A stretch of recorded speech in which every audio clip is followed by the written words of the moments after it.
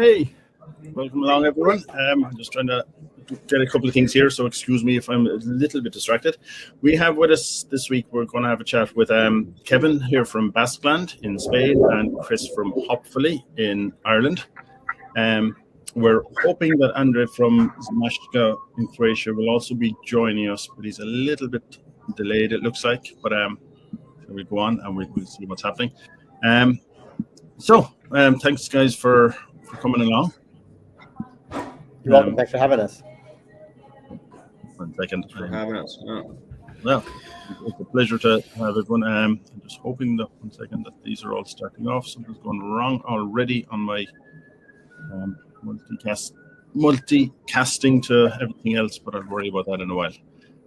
So apologies for that. It always is a bit tricky. So let's just get started. We don't really have any kind of topic or schedule today. We're just going to try and chat about beers, see how things are in Spain, and particularly up around Basque area and in Ireland, and just chat about beer. So maybe Kevin, maybe you can start us off. Basqueland has been around, built up a big reputation very quickly.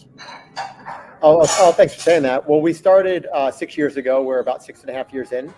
The idea was to make a beer on par with Basque cuisine, which surprisingly was lacking quite a bit. So we stepped in to our facility about 6 years ago, and since have been rolling out a lot of different new beers year after year. But what we do, the way we work it is we have 7 core range beers that we have available year round. And then pretty much every week we roll out 2 to 3 new beers. Okay. They could be anywhere from imperial stouts to porters to kettle sours, deepas, hazy IPAs, you name it. We're making it all the way down to even I'm sipping on a hoppy pilsner right now. Then we have our core range lager, and we've been fortunate that when COVID started to rear its ugly head, that we had a good reputation throughout Europe. So we were able to sell quite a bit and weather the storm. And so pretty much now, like what we're looking at now is hoping that things are going to start to get back to normal, knock on wood. Yeah. And really throughout that whole time, pre-2020, back to when we opened in 2015, there was just this massive, huge learning curve for the market here, which had gone from really nothing 10 years ago to having this massive, huge uptake, and they've been exceptional. When I say they, I mean the consumers have been really, really wonderful, and they've been just eager to learn. So along with us, we've been able to put out so many great new styles and have them adopt, and really give us great feedback, and just they're our backbone. They keep us going. Right. And is most of your stuff, like I said, you had already built a kind of a reputation in retail, or was it all going mainly into hospitality? Yeah, we don't sell to any supermarkets at all. You can find our beer in bottle shops, which is obviously an important venue for us. However, we have always eschewed taking the ease of selling a lot of beer to a supermarket, simply because they demand several different things. For the uninitiated, you have to buy your own like retail space. You have to pay them for money on the shelf. At least that's how it works here. You have to pay them for money on the shelf. Then they ask for serious discounting. And then what you find as well with these big supermarkets is they don't respect the cold chain. And then even at the point of sale, they are never refrigerated. So it's just been a demand. We have a meeting with big supermarkets like every 6 months, and we say, all right, are you guys going to buy less beer? Imagine a client being like, we want you to buy less. And they're like, no, we want to buy this much at one time. Well, we're not going to do that, because you don't have the you don't have the right channel to move our beer the way we want it at this point in time. And then like the big breaking, the deal breaker with them is, well, are you going to have this refrigerated at point of sale? Well, no, we're not there yet. Well, then we're not going to move on with you guys yet. So to get back to your question, Brian, pretty much 90% of everything we make goes to bar and restaurant, and the other 10% we sell at our own tap rooms and e-commerce. Okay. And your tap room is, well, you're sitting in it now. It's a new, brand new tap room. Yeah, we are. We have really, it's called, that's Danny. Danny's been with us for 5 years. He's having lunch now. We took this over 2 years ago. Actually, great timing. We signed the lease February 2020, and it had to shut down in March 2020. So, it's all good though. We use it as a point of sale, just selling to people through the window. But really, this is a place where it's like, come for the beer, stay for the food. Okay. Chef just left. He's French by birth, trained through Joe Robuchon. We have dishes that are like from $4 to $15, but everything handmade, really beautiful. Sell organic wine here, and no coffee, no tea, no pastry, no desserts. It's really, really just craft beer, food, and it seems to be working quite well.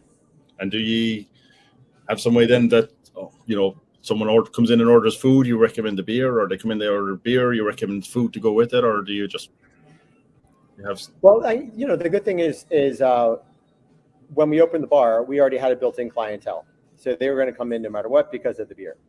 Now those people come in because the beer's here, and also because the food's very good. And then the word of mouth around town is, hey, you got to try this place. The food's really good. And then then the new customers come in, and they kind of want what they typically would get anywhere else. So they'll ask for, a regular kind of industrial lager. And it's like, well, we don't do that here. We have this. And then it's just another entree into getting people to try our wares. And Chris, I'm trying to remember when you started up. You started probably around the same time, was it? 2000? We started in 2017, and in 2017 we bought this 50-year-old equipment from Metalman down in Waterford. Which, by the way, the brewer from Metalman sent me a picture yesterday. He was like, "Oh, this came up on my Facebook, and this is me, myself, and the kettle. Look at the kettle. That's a 50-year-old kettle." So we started with that equipment, and it was a 5-hack equipment and 50-year-old. So for the first year, I was double brewing every day, and each brew took about 8 to 9 hours. So I was working like 16, 17 hours a day, and weekends, sleeping in the brewery. And so for the end of the first year, we decided to actually sell the equipment and go contracting, which we probably should have done from the start. But then over the years, we kind of realized that, contracting, like everything else, it's got, it's pros and cons. And one of the cons is actually, coming up with new recipes and experimenting, because you're not 100% involved in production. All right. So now that said, we might have some very good news, probably, over the coming weeks, and we're getting our own facility. Okay. Yeah. So everything going well, and next week we're going to be, releasing. Well, yeah, we're going to be releasing a kind of a press release to say that, hey, we're taking this over and we've got our own facility again. Unfortunately, unlike Basqueland and other breweries around Europe and in the US, we don't have. The tap We room. can't have our own tap room in Ireland yet because the laws are 100-year-old, and it's been a real pain to try to change that. But hopefully, having our own facility now will help us with just coming up with new beers and being more flexible in when we release our beers. It's real tough when you're contracting, and it's essentially you're not running on your own schedule, because you need to take into consideration the schedule of whatever is the brewery that you're contracting with at the moment. So it's really hard on the production side, but yeah, hopefully that's going to change now. We're kind of looking forward to that. It's nice. It's nice to see that Basqueland is, they have that idea of, beer and food, because that's something we've been doing throughout the years as well. We have our own pairing and our own beer and food pairing project called Brew Cook, which we do every 6 months. So it's a 4-course meal paired with beer. Usually we have a cocktail that's made with beer as well. Now for the summer we're planning to do one. It's going to be an open fire brew cook, so everything's going to be cooked fire. So it's really interesting to see that restaurants in Ireland are getting interest in having craft beers in their restaurants as well. Last Wednesday actually we were invited to go to it's a fine dining restaurant in Skerries, and they were like, look, we've been looking for craft beers now, because it's a couple that owns the restaurant and the guy is the chef. And he was like, years ago I was in New York and I went to this dining experience, which was a beer and food pairing, and it was incredible. And so I was there with the sommelier, the wine sommelier, and the chef, and they tasted our beers, and they were like, well, we think it's great what you do, and especially the sours. And so they're going to have our beers on the menu now, so you can actually choose to pair either with wine or beer. So the way they do it is they have a 7-meal course as well, but so far they've been only pairing with wine. So now they're going to have our beers with their menu as well, so you'll be able to choose if you want to pair with beer or wine, it's great to see. Like, it's the fine dining restaurants. I don't know how it is in Basqueland, but I know that Basqueland is well known for its great food. Actually, so the interesting part of that is when I came over as a chef. I came over here from New York, born in Maryland, spent my early adult life in New York, working in food, and then I moved over with my wife, who's from here, and I was running a restaurant. And 4 years into the restaurant, we had great food, great wine, great cocktails, and still buying this really shitty beer. And we could try to find. Now this is 7 years ago, so it wasn't like there was a lot of variety even in the bottle shop, and even if there was, it was pretty old. Like we're not getting the freshest of the fresh. So what's a guy to do? And that's when we started contracting. We would drive down just to the border of Rioja, Nevada, which is about 2.5 hours away, to brew, and it was suboptimal conditions, but we were able to put out enough good beer from it. I think we did we went down 3 times and brewed about 9 batches, and it was good enough for us to parlay that into finding some backers. But it was pretty much, for me, it was as a chef, I wanted to complete the experience for the diner. Yeah. And so it was like, I love wine, I love cocktails, I love food, and I really love beer. But for beer to not have any presence with the culinary scene here, it was a sad state. And now you see it it's still a very relatively small community. It's not nearly as big as a city like Dublin, but San Sebastian's only 200,000 people big, and then Bilbao is 4 times that size. So we are challenged in the sense of the amount of people. However, those people are voracious when they get behind something, and so we just have like the most outspoken, dedicated, loyal following from here. That whenever they go outside of here, they're talking about Basqueland, and then when they find it elsewhere, they're like the first people to get in and buy it.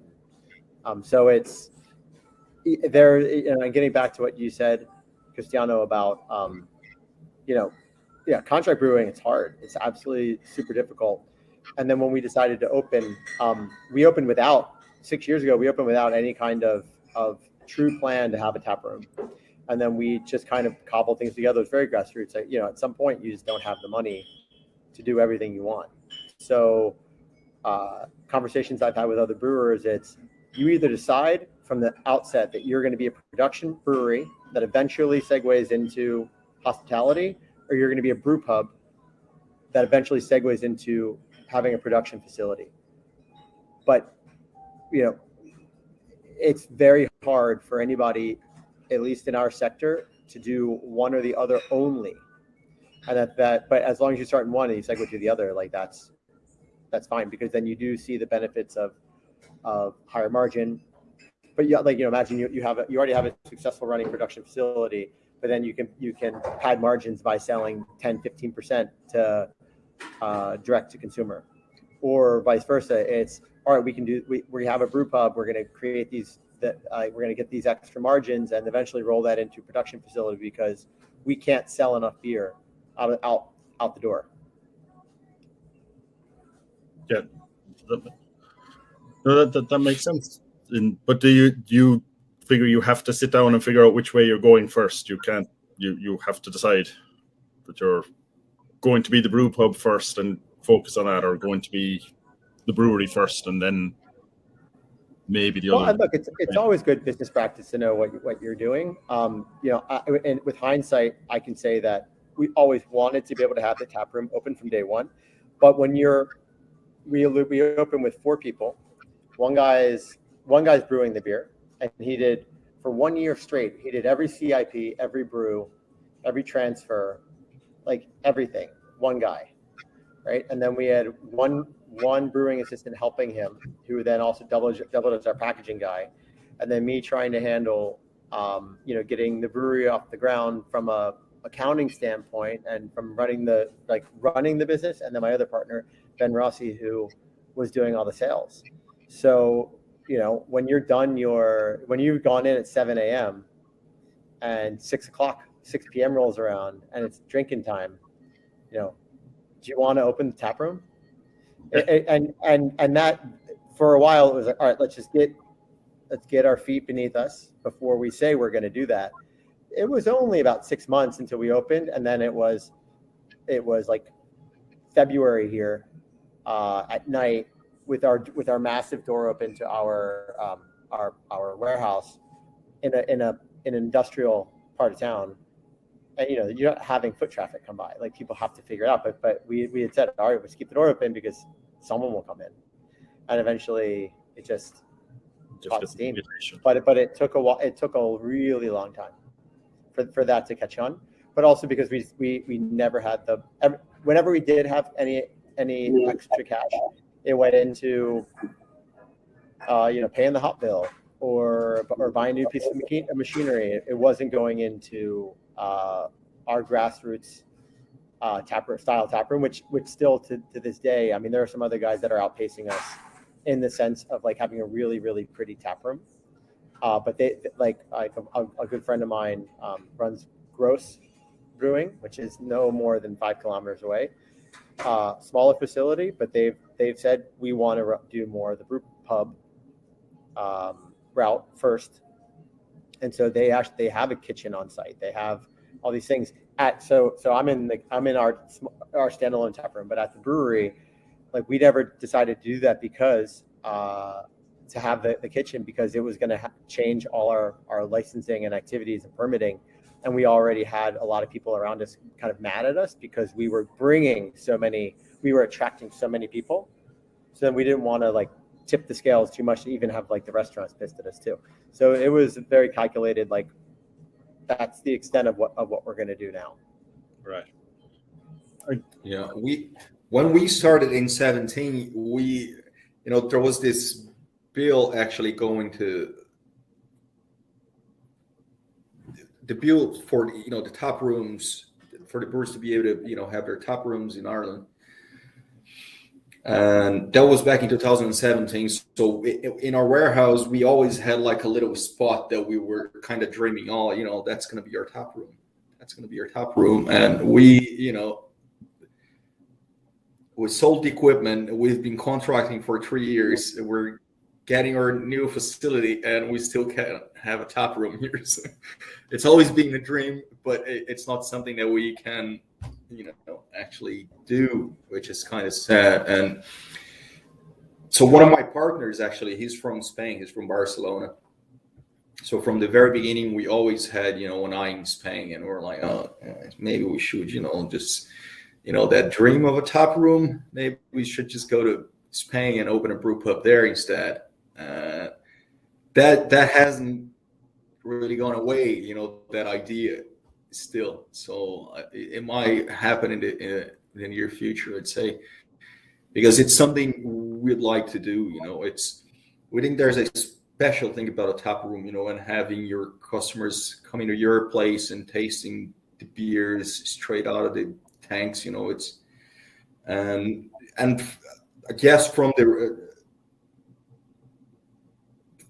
the business point of view, like if you do a little research, I think for most, especially in the US, a lot of their revenue comes from tap rooms. Like it's a huge source of revenue, right? So I think it's a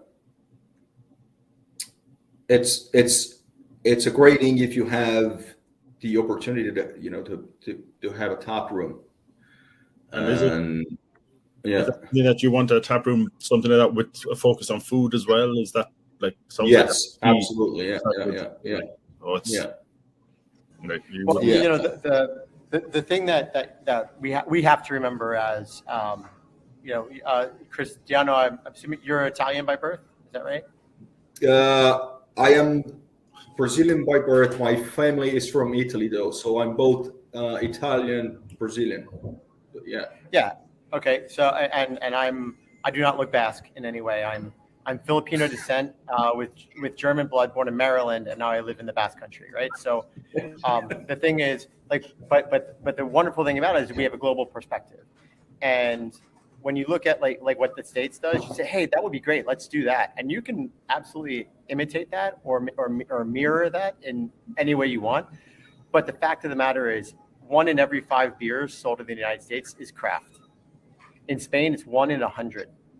Yeah. Right. So you're already dealing with, a market share that, and hopefully we'll get there. I mean, England's 1 in 10, right? So you're talking about 10% market share. So, when we talk about this, I'm not trying to get away from the romantic aspect of it. Like we do what we do because we want people to have a great experience and to find great beer. And we work with other breweries as though that, like, some people are like, I can't believe you collaborate with your competitors. It's like, well, that's craft beer. You do it so you can make better beer throughout the industry, because any single person out there that, like, I'm talking about like a 60-year-old lady who's drank industrial lager her whole life, and then she decides one day, I'm going to try some industrial beer or some craft beer, and she doesn't have a great one. Well, she'll be like, well, I don't like that anymore. I'm not going to have that anymore. And then you just have a lost soul. And I don't mean a lost sale. I mean literally somebody who's going to be not trying and having a mediocre to bad experience with beer for the rest of their lives. Maybe they don't care, but I do.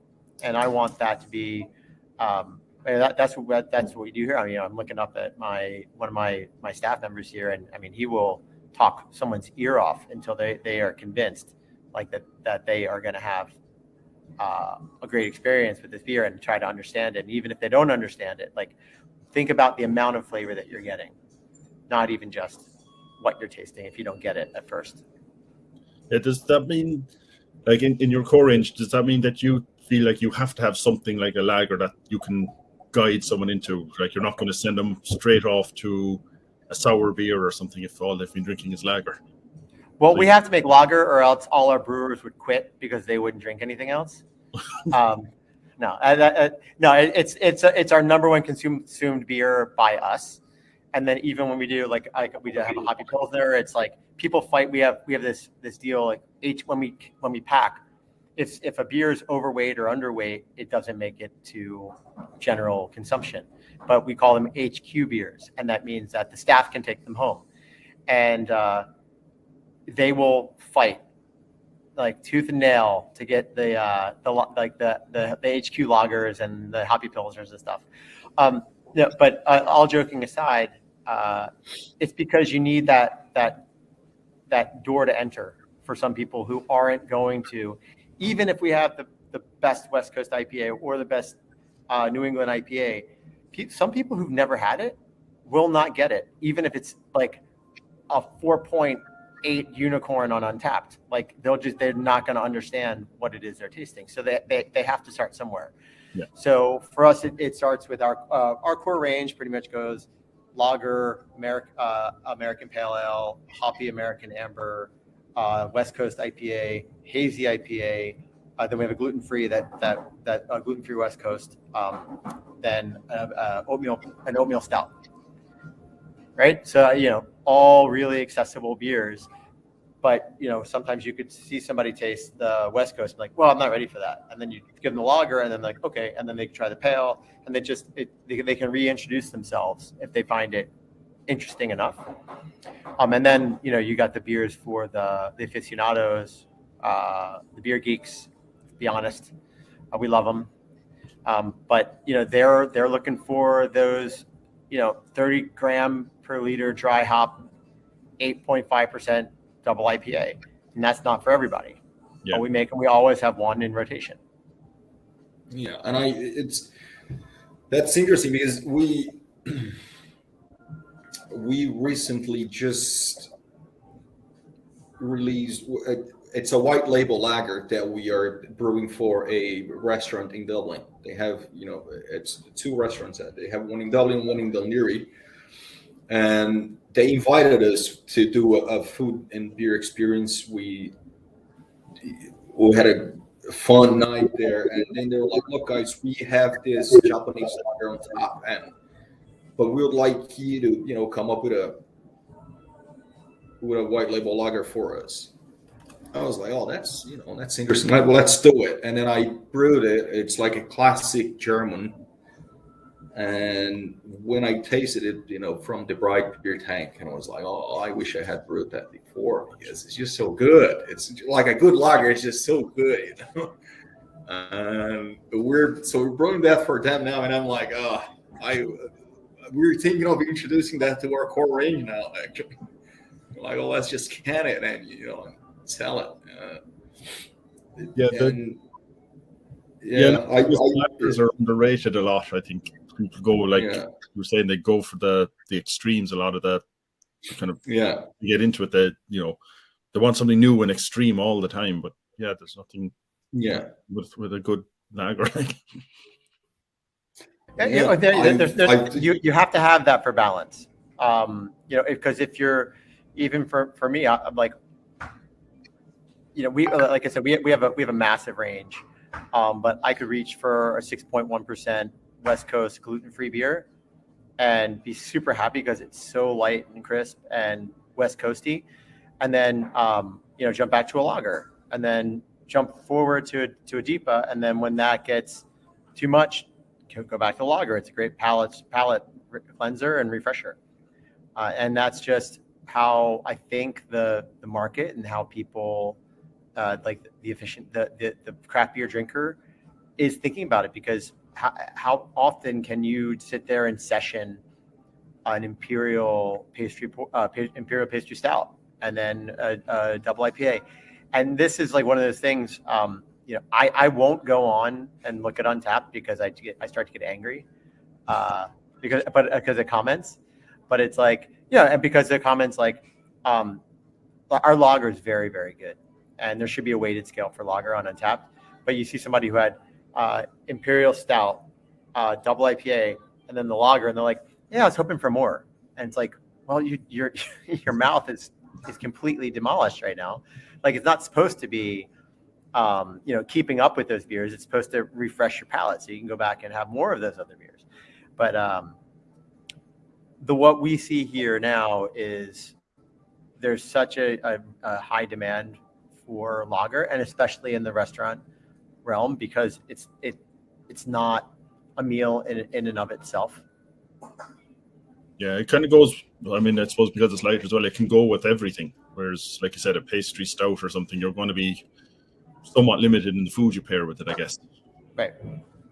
I'm drinking. I'm double fisting here, but I'm having your guys' headlights.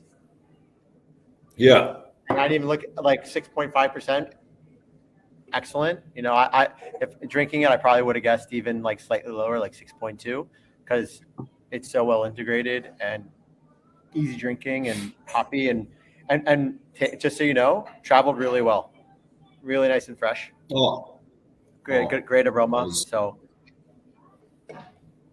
yeah, it's good. Well, it wasn't it was probably we've sent beers before, and like it's cold here now. If it's traveling, in Ireland, it's kind of cold. But if it's warm, some of those beers they finish really high, so they can get the flavor profile can change very fast if it gets heated up. Yeah, of course. It's good to know it's tasting. Well, we have good. Yeah, luckily we have some wind at our backs right now, and so in the summertime, when even in the Basque Country, which we're not that far off from Ireland style weather because of the mountains, and north facing to the sea, and etc. But it can get like there are a couple days where it gets up to like 35, 38 C, and you have somebody who's trying to take a couple pallets of beer to Barcelona in a non-refrigerated truck, and you're like, yeah, so. We're beyond that, guys. That's not happening anymore. Yeah, so imagine. Yeah. Yeah, I guess that is the thing when you're not controlling it. Even if you've the temperature on the transport, whether they'll serve it out of a fridge, whether the person then at home keeps it right. I mean, you have no control over really what outside of a tap room. You have no real control over the beer tastes like at the end of the day. I suppose one of the advantages of having a tap room, really. Yeah, for people to understand what the beer really is supposed to taste like, and then they go somewhere else and be like, well, that's not exactly right. But you also don't want them to say, you want them to come, but when they're out on the street being like, that's not as good as it was at the tap room. There's very few people who can necessarily taste that unless it's been, one of our IPAs has been cold stored 1 month longer. There's very few people that are going to see the difference. But yeah, if you're talking 3 months and after it was cold stored, got in somebody's bar or bottle shop, and the waiter who just maybe didn't care or was distracted, kept putting new beer in front of old beer, and then one day there's a big night, they get to the old beer, and it's just like, whoa, what is that? What is that? And it's terrible when it happens. It's happened to me once with a beer. And we used to have the flexibility to change our labels a lot. So when we could, we would see a beer, and we knew we did a little design tweak to the label. Like we'd see it on tap, be like, man, without seeing the expiration date, we knew how old it was. And then we could send in somebody to talk to the bar. We're beyond that point. We can't track that anymore. But we do everything that we can do, at least to ensure that by the time it leaves the distributorship to go to said bar, that it's been kept at the most optimal conditions possible. Is your distribution now, Kevin, just and it's just, do you distribute yourself, or you have a third party that does that for you? We're a third party even here in our local market. And maybe that will change in the future. But one thing we didn't want to deal with is collecting money from bars and restaurants. And now imagine we have it just in our, like, that little sphere, that our little world that we live in Gipuzkoa, which is the province where San Sebastian is. There's over 300 bars that carry our beer. We just don't have the manpower to deal with that. So we actually work with they're pretty much family now. It's a cider house. Basque Country, if for you guys or anybody else watching, Basque Country is huge with cider. Basque cider is a thing, and so we work with a cider house that's been around for 500 years. And so on maybe a decade ago, they said, "Hey, we have our lorries are halfway full, going around delivering cider. We might want to try to fill them up with something else." And they started to get into craft beer distribution. And then they had this built-in network and Salesforce, and that's really helped us. And then outside of here, we work with all independent craft beer distributors. I should say all. I mean, there are a couple big guys that we sell to in, say, like Northern France that aren't necessarily independent, but they're great clients. Down to we have beer pretty much in every European country except the far eastern bloc. That's great. Yeah. You're exporting. I remember last time, Chris, you were saying that you started off trying to export to Brazil, and then decided that maybe you weren't established enough here. And then I was in Brazil, was it 2020, I believe, in December, and then we brewed a collaboration there with a UX brew, and we were actually working with them. So we were going to start contracting with them, and they have their own distribution as well. Now we're not contracting there yet, but that's still something we're looking to do. My brother just happened to, he opened a brewery there with a couple of friends as well in Brazil. So they have their own brew pub now. They started it as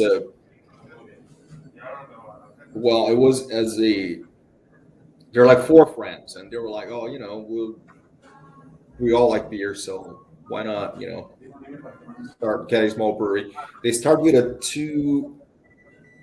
I think it's a 2-hack brewery, tiny, and then now they're contracting as well, and they have their own brew pub, and so we still have that idea of having our brand in Brazil as well, and we're hoping that's going to happen soon as well. But you are exporting. But we do export, not to Brazil at the moment.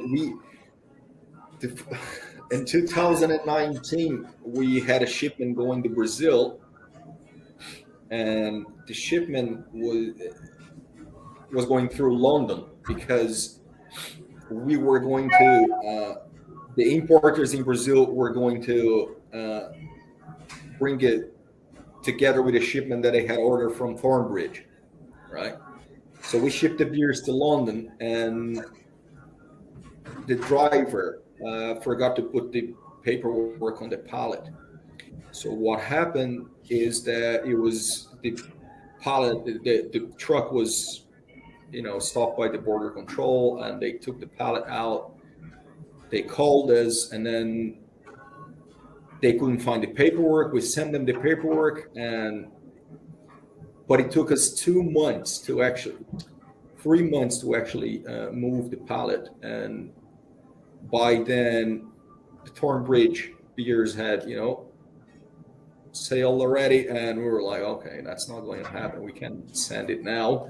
The costs were just too high, and for some reason, the UK was demanding that we would pay excise and VAT on that, so they could release it to be shipped to Brazil. And we were like, well, those charges are not applicable if, there was nothing we could do. So And at that point, you tell them to just drink it. Yeah, the customs officers just try. That's what happened. So I'm not paying any VAT. Drink it. Yeah. But on the export, we do a lot of export in Europe now as well, and we do a good bit with Russia as well. Okay. Yeah. So for some reason, they like the Irish beers. Okay, I did not know that. They have, yeah. So at some point we'll have to pick your brain about the Russian market. I have no clue what they like or what. I would have thought there's a lot of stouts and stuff in that area, but. Yeah, there's the importers. They actually have a chain of Irish pubs in Russia, and Moscow, St. Petersburg, and they import just for their bars. Okay. So Kevin, just come back to mind. Like your idea is to brew beer, like you said, it's as good as Basque food, as Basque cuisine. Do you have anything special in that you like the taste, or like do you? I guess how does that link into what the beers you make? You like I said, most of the beers there are lagers, and then there's cider. So do you have do you try to aim towards any sort of appley taste in some of them? Like how do you? Is it? I guess what I'm trying to say in a very confused way is, it's as good as Basque cuisine, but is it kind of tailored to be similar to Basque cuisine? Well, there's two probably more like 5 parallel paths, but one is making true to style beer that's good enough to pair with Basque food, and another one is trying to make a truly Basque beer. And so the problem that arises there is there's not really a great malting culture. There's not a great hop culture, but what they do have, they have water and they have a lot of it. It's really, really good. Number one. Number two, yeast and the cider culture go hand in hand. So what we did, and we didn't do enough of it. Now imagine back in 2015, we're busting our asses to get our brewery open. We fill all the tanks, and the next day we're like, now what do we do? We've got to let the yeast do its job. No one's buying, we can't sell anything. So our founding brewer at the time was like, hey man, let's make a sour beer, send it over to the cider house. So what we did was we just brewed Kolsch wort, sent it over, pitched it, let it open air inoculate for a couple days. The fermentation was minimal, but it did pick up something from the ambient yeast in the air at the cider house. And then we pitched in a slurry that we got from a guy, I don't know if he's still around anymore, Al at East Coast Yeast, who's this geek, wonderful guy, made this great slurry that he called Bug County. So we pitched that in, fermented more in the big vats, and then we barreled it. And then we got so busy that 3 years later, we're like, holy shit, have you guys gone over and tasted that beer yet? And so we went over and realized that, of the 2,500 liters, half the barrels had popped their airlock. So they were garbage. And then 2 other ones were terrible. And then we were able to the other 10 or the other 1,000 liters of 4 barrels or so were fantastic. So we blended that, did a champagne yeast and dosage in order to do a secondary fermentation in the bottle. And that thing was fantastic. And we were still at this point hey, we don't know if anyone's going to accept this. And it's not as good yet as, say, I'll be very, very humble, it's not as good as, these great lambics out of Belgium, but it's pretty good. And then we sold it and it got really good feedback. And we still find bottles around that people are selling for $70 at their restaurants, and people buy them. It's really, it's up for 750 milliliter. And as soon as we saw, after the secondary fermentation, the beer wasn't ready yet. And really it was another 8 months after that, a year after that, it really came into its own. And we were like, damn it, we should have started making more of that in 2016, 2.5 years ago. And now we're still waiting for the next batch to come out. People are like, when is the next piccata coming out? And so so to get back to your question is that utilizing yeast, utilizing cider, not making a hoppy cider, but utilizing cider or apples or mixed fermentation or mixed batch, utilizing grape must from around here, which is for chocolate, things like this.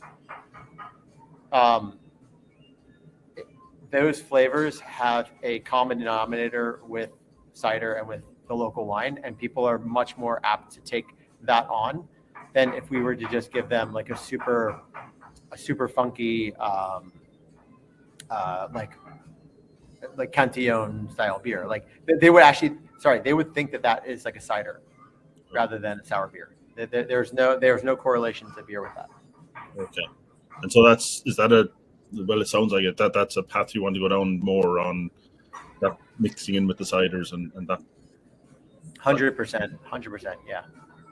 Yeah, Chris, I noticed. I mean, just because you're there, and the thing is, you're actually doing a lot with fruit lately. You seem to be really focused. Oh, we've always, yeah. Well, see, the first beer we ever released, because I always had that idea of, I like experimenting. The first beer that we ever released was a Belgian saison with beetroot, sage, and lemon thyme.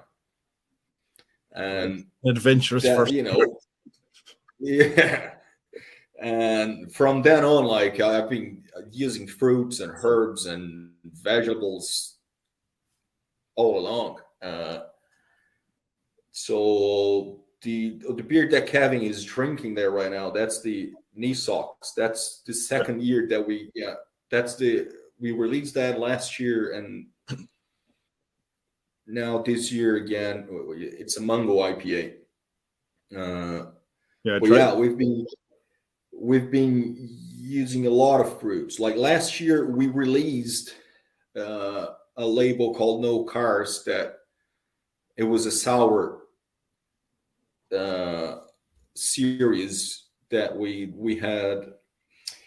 So we had vanilla passion fruit, we had lime and coconut, we had a raspberry, lime, and sour cherry, and we had a dry hop one. I don't know if I sent you the dry hop one, because I think we ran out of that, but we sent you the Boo, I guess, didn't we? Yeah, and released that one, yeah. Which is I think that's a lime, sour cherry, raspberries, and black currant. Yeah. So yeah. So I really enjoy like brewing with fruits. We are working with an off license now. They want us to actually brew a smoothie sour beer. I've never done that before, so I've been scratching my head. And I'm like, I don't know if that works. I've tasted a couple of them before, but they're like, way, way fruitier than what I usually do, because I like to incorporate the fruit into the beer. I like getting the character of the fruit, but I don't like the fruit to be the center of the beer. I like the beer to be. I'd like to taste the beer as a whole, as a beer. And the smoothie beers that I've tasted, they were pasteurized after secondary fermentation, and then added the fruit and then packaged. So it's like you really get the fruit only. And what we talked about, we're really talking like 30, like 20%, 25% fruit, right? That they're adding in? Yeah. Or even more. Well, you see, that mango IPA, I add about 18%. But I think it's really well balanced with the hops. You can actually, the mango's there, you get the ripe mango in the nose, but you do get the bitterness of the hops. The characters of the IPA, it's still there. And I just find that for those smoothie beers, you know, the fruit just takes the forefront, and that's what it is about. So I think I'm going to brew it, but I'm going to do it in such a way that I can try to kind of balance that game and still give still make a beer out of it instead of a smoothie.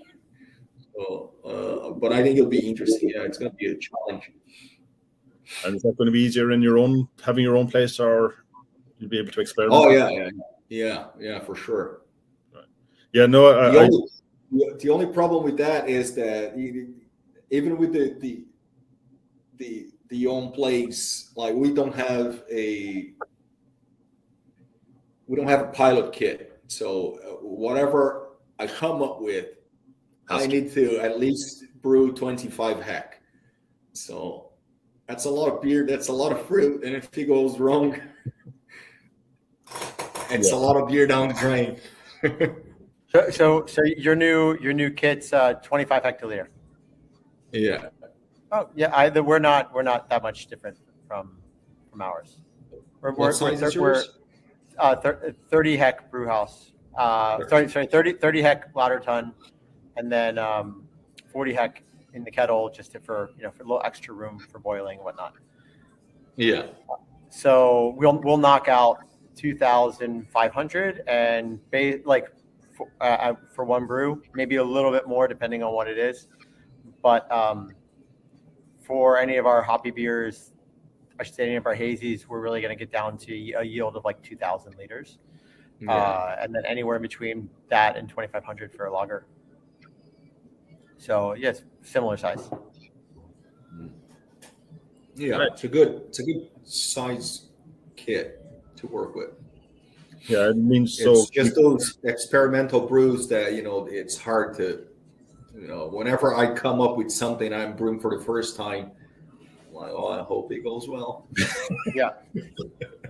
You'll have to get into more blended beer, so just all the stuff that doesn't work, just put aside. Yeah. Blend a lot more. Get a still, so you can just distill off the alcohol and then package a gin. Yeah. Yeah, no, I have to say that the fruit, I did have that mango one last night, and I thought the same. And like, I was expecting maybe it would just be all fruit, like a fruit juice, something, but it's not. It was quite bitter, and the mango just kind of hinted behind it. Like it was, I thought it was nice. I enjoyed it anyway. But yeah, like a lot of the beers now, they are going to extremes on that. Yeah. Heavy fruit or heavy pastry stouts that are just. I do not understand the dessert in the can thing at all. It just doesn't work for me. But people seem to like them. Yeah. It's there's a lot of that going on, and I don't know of any Irish brewery actually brewing any smoothie, IPAs or sours, but you go to off license and you see a lot of those beers, especially from the US. Right. And so it's pretty big in Ireland at the moment.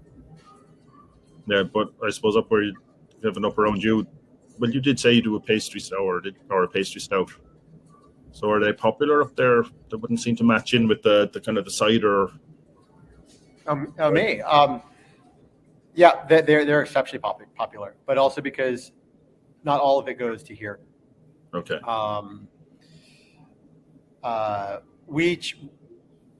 I would say a hallmark of our beer, typically across any style, is that they drink quite dry.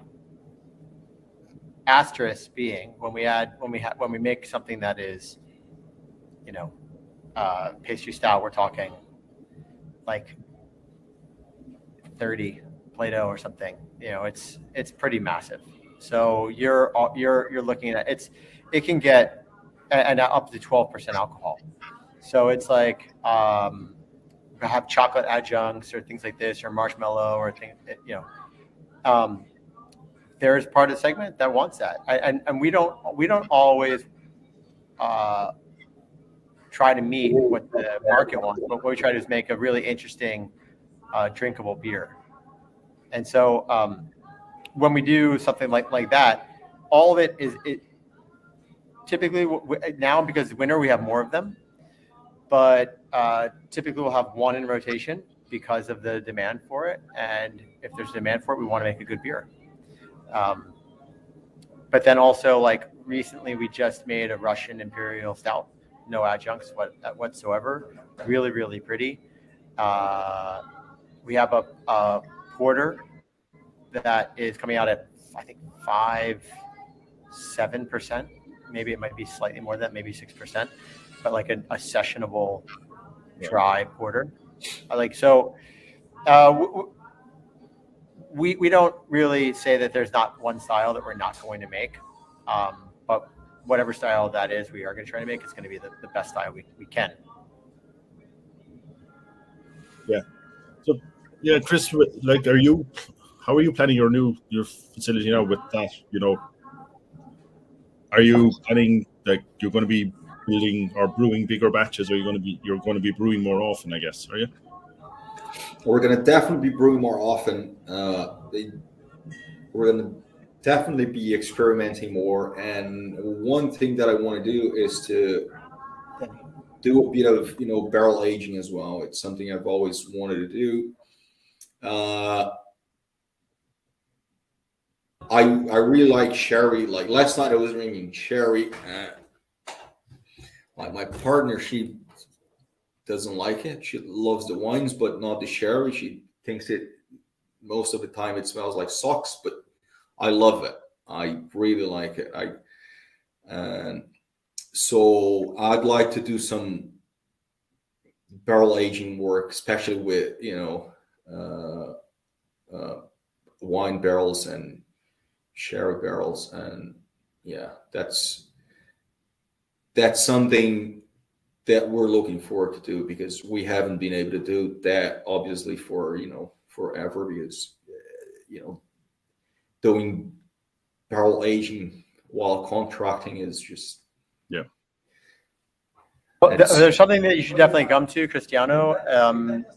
So there's a guy named he runs ASC Barrel out of Bordeaux.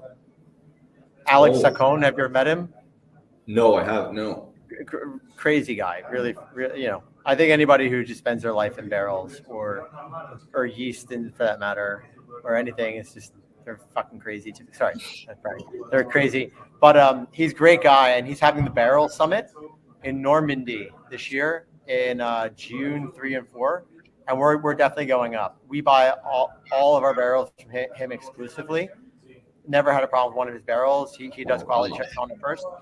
But he's got a warehouse that he imports barrels from the States, from Jerez, from Scotland, wherever, and then he double checks them, and then he'll sell them out.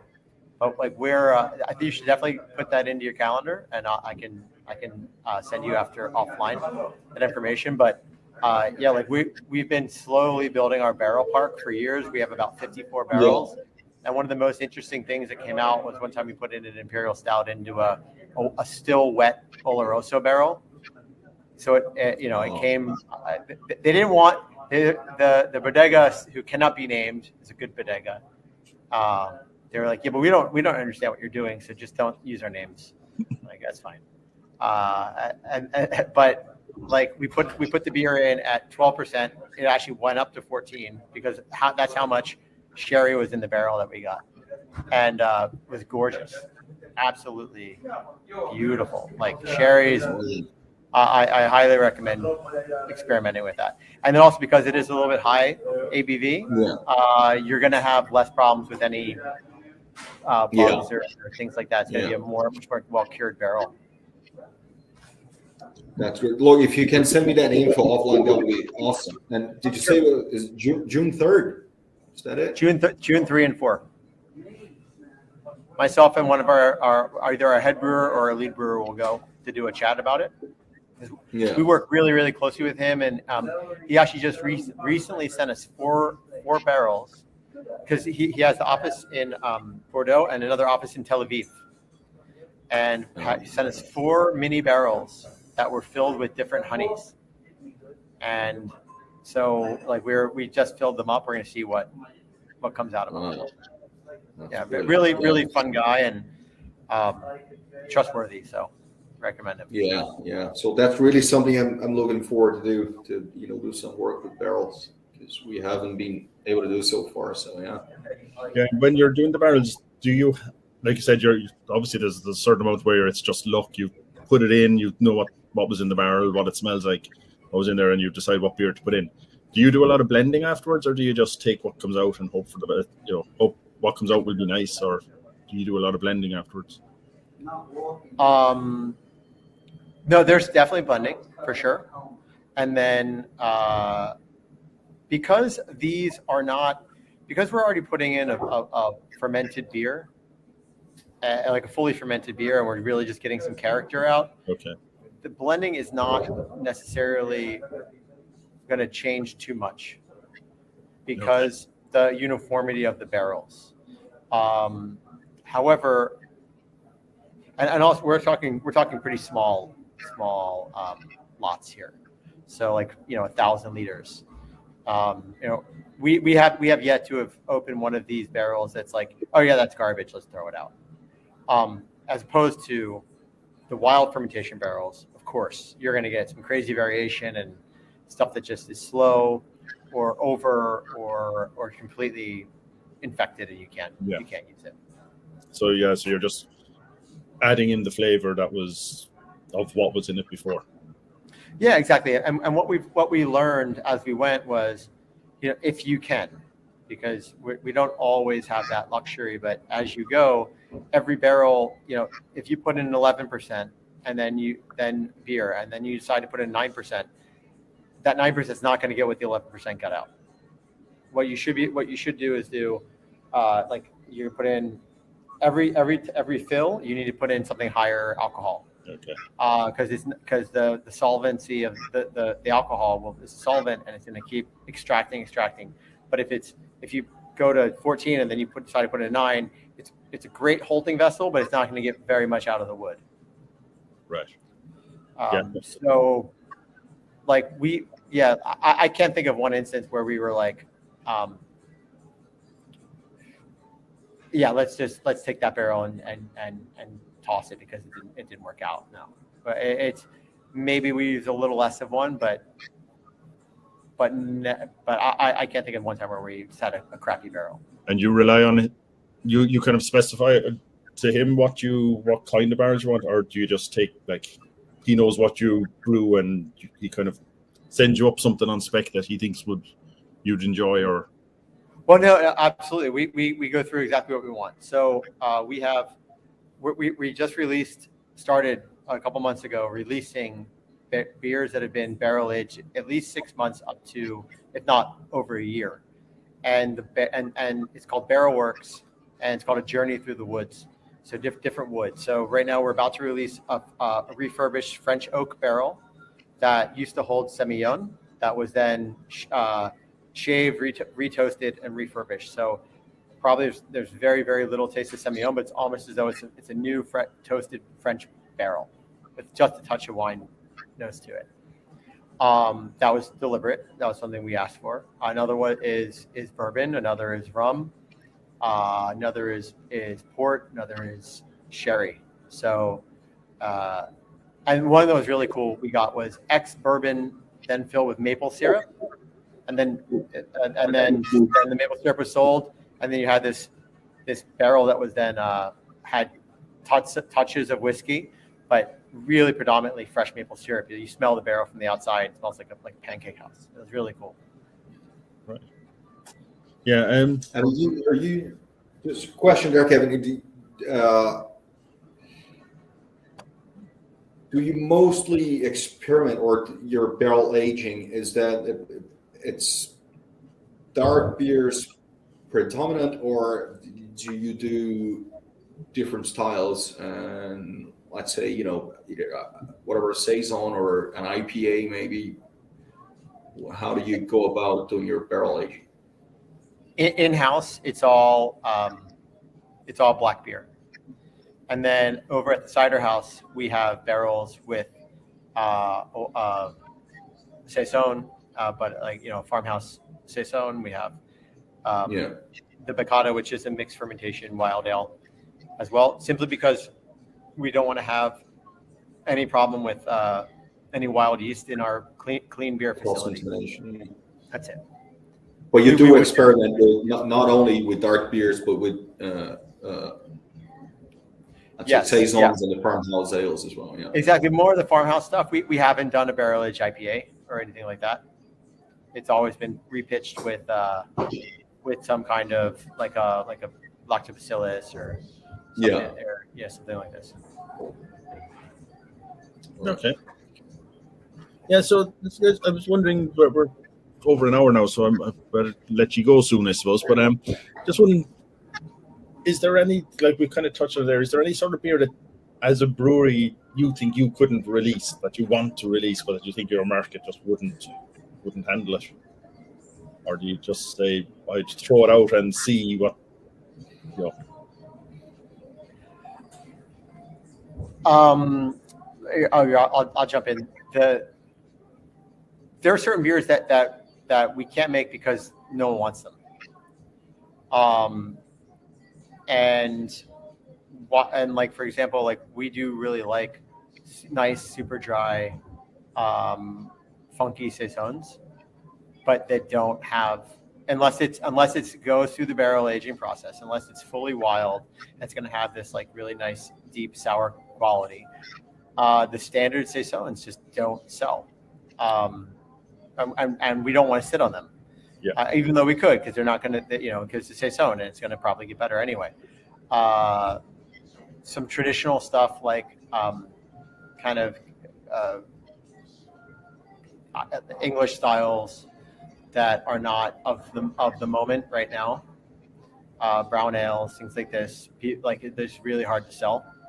I can't think of one that we really want to do that we couldn't because it would be too crazy.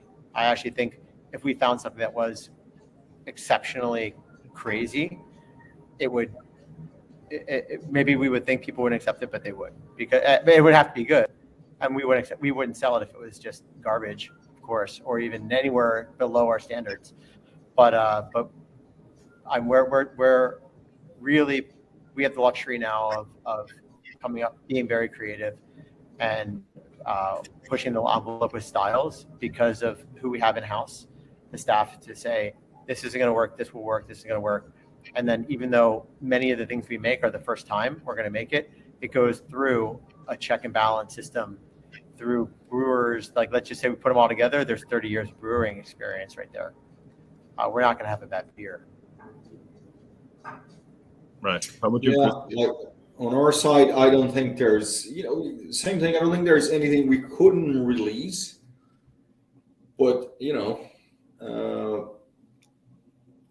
like for instance, I would like to release again our beetroot beer, because I think it was an awesome beer. How did you make that beer? Just out of curiosity, from mash to can, what did you do?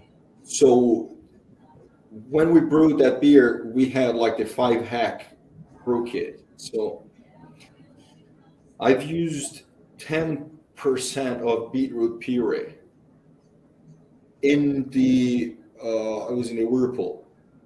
So it was just right prior to going into the heat exchanger. But we actually bought, we still have pictures, like we bought like 50 kilos of, it was about 75 kilos of beetroot. We peeled it ourselves and we pureed ourselves. No way. Went into the, And we also we used lemon, thyme, and sage with it, and it was a saison. But it was a delicious beer. It was crazy to see. We had a beer in a festival, and a lot of people, they think of beetroot as, it's like the chef that we were talking from,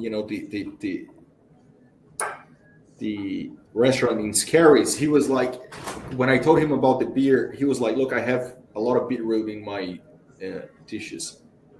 And it's interesting to see people's face when they're faced with beetroot, because a lot of people don't like beetroot. But if you present them with something good,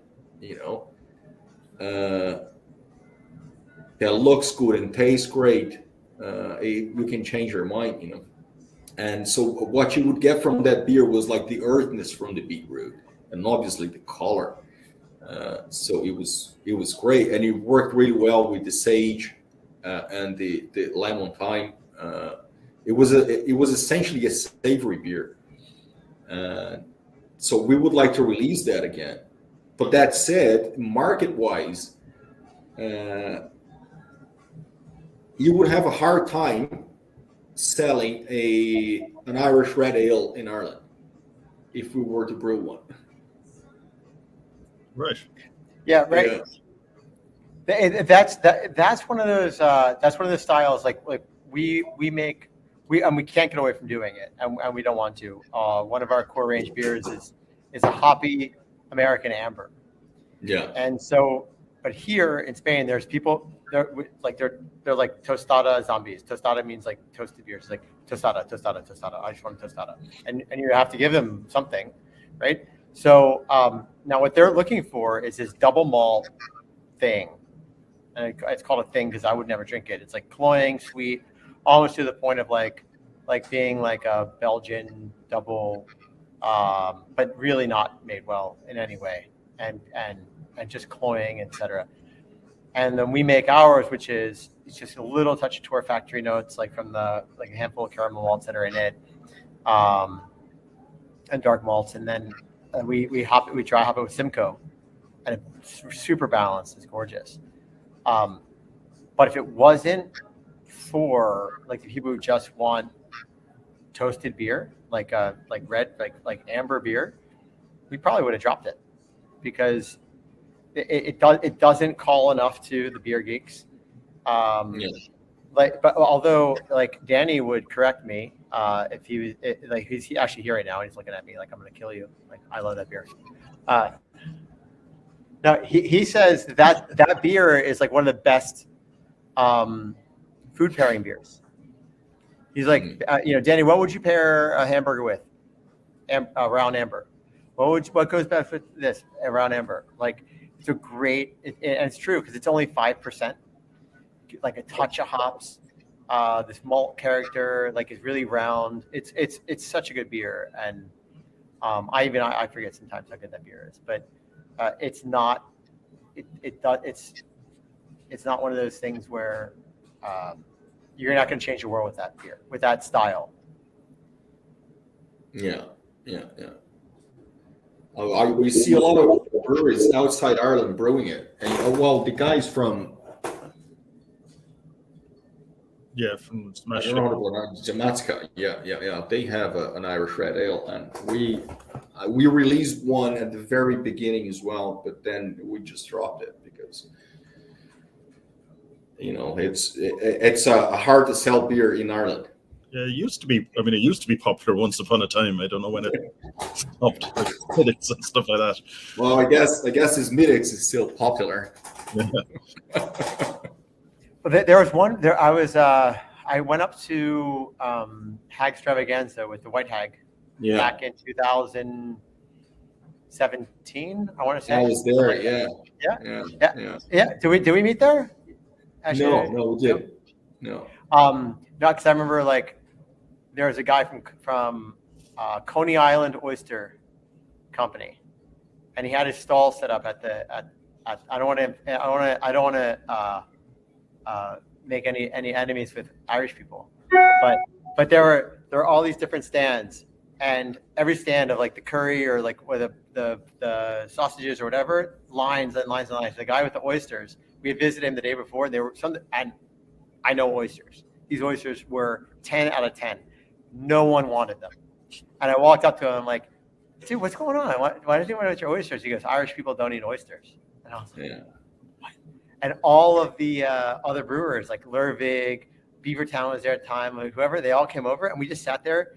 Like we must have eaten, each of us, like 3 or 4 dozen oysters. But it's one of those things. It's like you live on an island, you don't like oysters, and you have the best in the world.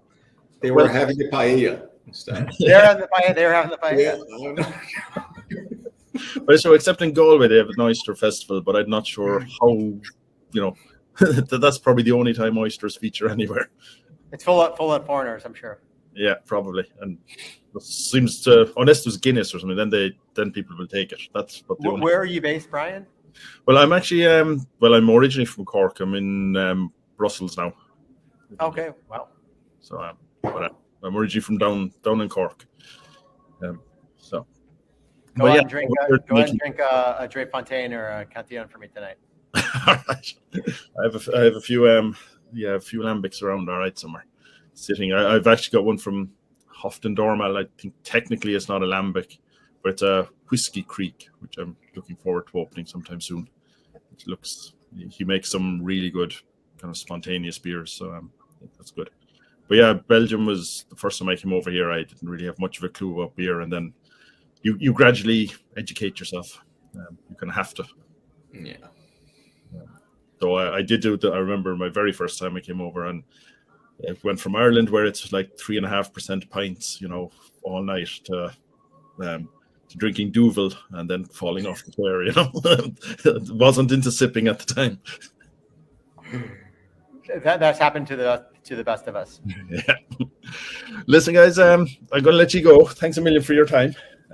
Hopefully you enjoyed it. Andre sent on an email there. He had some family emergency came up. That's why he couldn't make it. So he sent his apologies. But hopefully we might talk to you again. Hopefully the two of you will meet up at sometime in Normandy, it sounds like, and discuss barrel. Yeah, Brian, share my email with Cristiano, and I'll do that. Okay, I'll send that on to him straight afterwards. Okay, guys, I'm just going to play out and let you know we have another session next week, and we have coming up 2 German breweries, Duluth and Simeon, and then we have Lupum from Portugal as well. So, again, not really a topic. We're just going to go and see what happens, and hopefully it'll be as enjoyable as this one. So I'm going to play out a little video and say thank you again. Thanks a million for all your time, and talk to you soon, hopefully. Thanks. See ya.